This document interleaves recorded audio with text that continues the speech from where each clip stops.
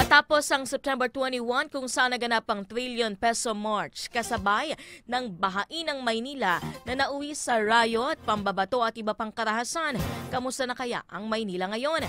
Ngayong araw makakasama natin live sa Mendiola si Austin Gonzaga. Austin. Ani at Ace, nandito ako ngayon sa Mendiola kung saan ilang linggo nang nakasara ang daanan dito papuntang Malacanang upang maging proteksyon sa banta ng pag-atake rito. Asahan ng mga protesta hindi lang sa linggo kundi pati ngayong araw para sa Black Friday protest na kaalyado ng trillion peso March movement na nawanawagan ng transparency at accountability mula sa gobyerno. Handa na ang Manila Police District para sa trillion peso March 2.0. Matatandaan noong Setyembre 21, nauwi sa pambabato at pangaharas ang protesta na nagresulta sa pag-aresto dito mismo sa Mendiola at sa bandang Legarda, pati sa Recto. Nagpaalala ang MPD sa mga magulang na huwag isama ang mga bata. Ayon sa CHR, 91 ang dinala sa Women and Children Protection Center ng PNP at GSWD. Full alert din ng NCRPO, aabot sa 15,097 na pulis ang ide-deploy. Kabilang ang 8,805 mula sa NCRPO, 6,292 mula RSU at iba pang regional offices. Nag-anunsyo rin ang One New Belt na magmamarcha sila mula Luneta patungong Mendiola habang sasama rin ang Film Workers Against Corruption sa Luneta protest sa November 3. Patuloy rin ipinatutupad ang Anti-Balaklava Ordinance sa Maynila kung saan bawal ang helmet, mask, balaklava at sombrero sa loob ng public establishments. Nilinaw naman ng Manila LGU na mga rider in motion ay maaaring magsuot ng helmet at balaklava.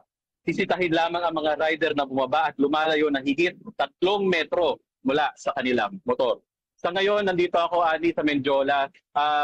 Sa totoo lang, may nagbigyan lang tayo ng PNP at ng MPD para mag-coverage dito. Pero sa trapiko, nakikita nyo naman medyo maayos naman dito at so far wala pa naman banta ng mga protesta na as of now, ngayong oras na ito. Ngunit may posibilidad dahil sa Black Friday protest na gaganapin mamaya din sa EDSA Shrine ng mga iba't ibang mga protest groups para manawagan sa gobyerno. Oo. Nabanggit mo, Austin, yung Black Friday protest ngayon, hindi ba? So, yung barikada na nasa likod mo, pwede pang umabot dyan malapit sa UE. May UE dyan, di ba? Yung malapit. Dahil nung 3-day protest na INC, nilagay dyan yung mga barikada. Doon pa lang, hinarang na yan eh. May possibility ba na ulitin-ulit yon?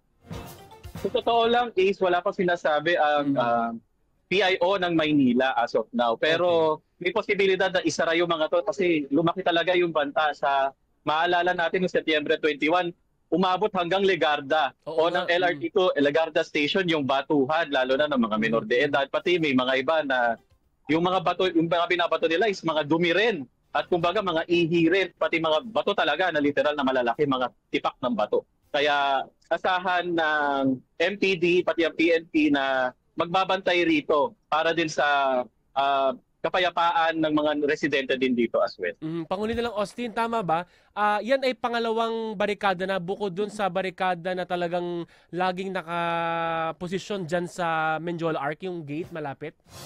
Oo, kasi nasa unang tulay ka barikada na eh. pa lamang to eh. Oo, ito yung fence. Okay. Pero dito sa bandang kaliwa ko, meron din dito yung mga malalaking mga harang. Tsaka hinarangan dito ng mga tent, pati ng mga cargo vessel para hindi talaga makapenetrate. Okay, At so nakadaan pa naman yung mga estudyante dito na para sa San Beda pati sa Centro Escolar. Dito sa likod ng camera na ito. Okay. Kaya ayun, meron pa rin madadaanan ng mga tao dito as of now. Okay. So ingat kayo dyan, Austin, at naway maging mapayapa kung sakasakali po magkakaroon ng protesta. Salamat, Austin Gonzaga.